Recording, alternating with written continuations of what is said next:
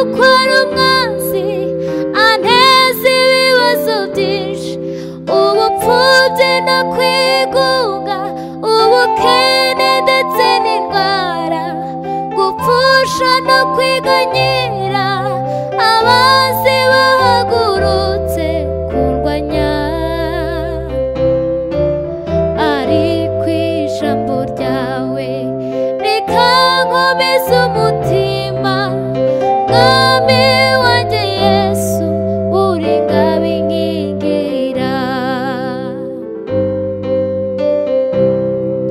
Satani kuko ari umwanzi anteza ibibazo byinshi, ubupfubyi no kwigunga, ubukene ndetse n'indwara, gupfusha no kwiganyira, abanzi bahagurutse kundwanya.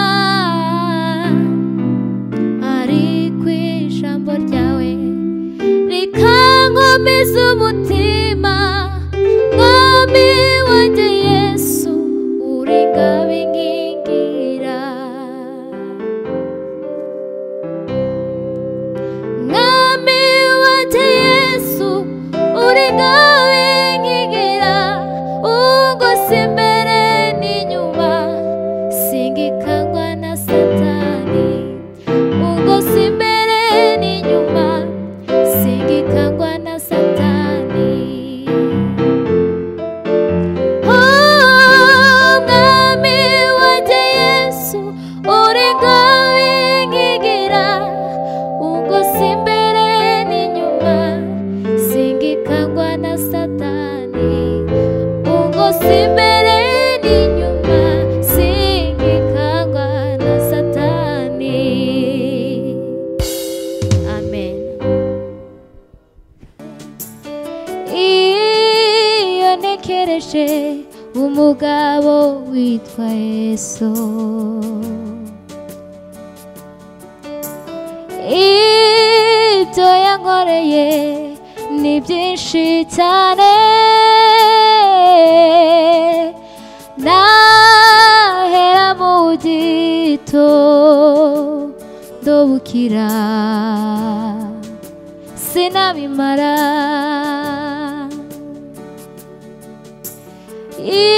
Ikoreye umusaraba uremereye cyane, yambitswe ikamba ry'amahwa kubw'ibyaha byanjye, akubitwa inkoni aterwa icumu, Yesu we. Nari mu mwijima ukabije, Yesu aramurikira. Nari mu mwanda uteye isoni, Yesu ankuramo.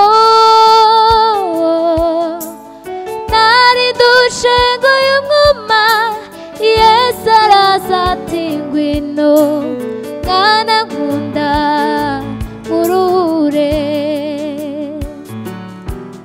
Nari mu mwijima ukabije, Yesu aramurikira.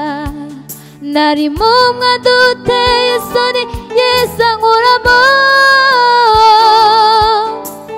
Nari dushenguye umwuma, Yesu araza ati ngwino mwana nkunda nkuruhure.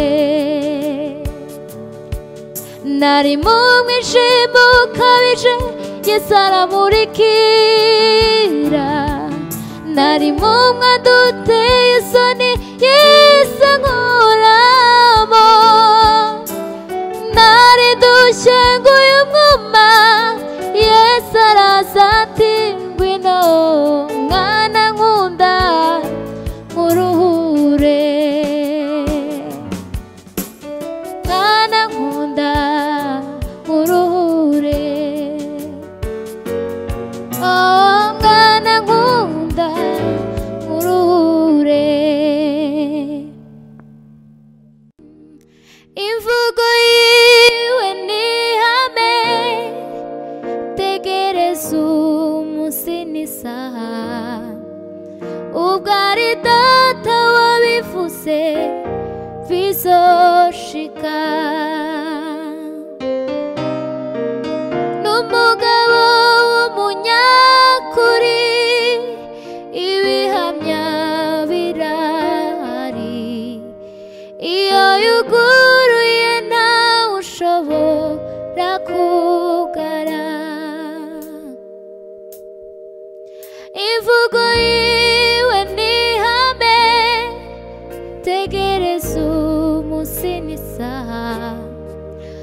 ubwari data wabivuze bizoshika.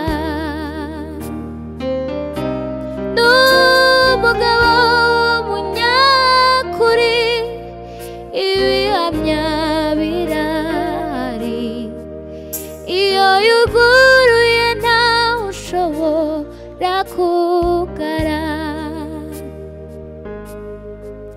N'umugabo w'umunyakuri ibihamya birahari, iyo yuguruye ntawe ushobora kugara. Reka mbabwire muri bimwe muziho, sindabona icyo yavuze gihera. Ibyo bintera gutegereza, ntegereje nkomeye yuko nibyo ntarabona nzabibona.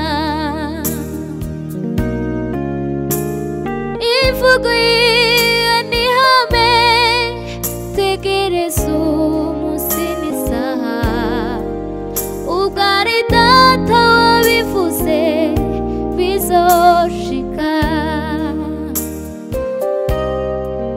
N'umugabo w'umunyakuri ibihamya birahari, iyo yuguruye ntawe ushobora kugara. Iyo yuguruye ntawe ushobora kugara. Iyo yuguruye ntawe ushobora kugara. Iyo yuguruye ntawe ushobora kugara. Nasema asante kwa Mungu wangu, nasema asante kwa wema wako, kwa maana fadhili zako zadumu milele na milele. Amina.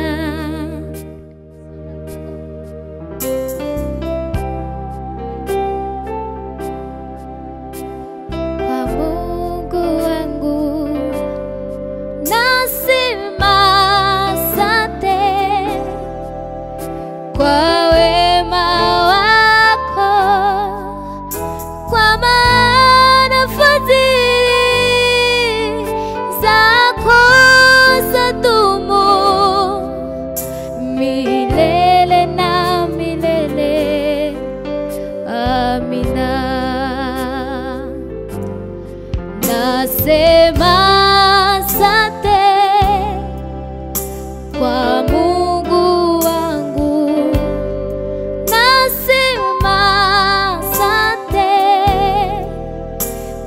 kwa wema wako, kwa maana fadhili zako zadumu milele na milele. Amina. Nitaimba sifa zako mbele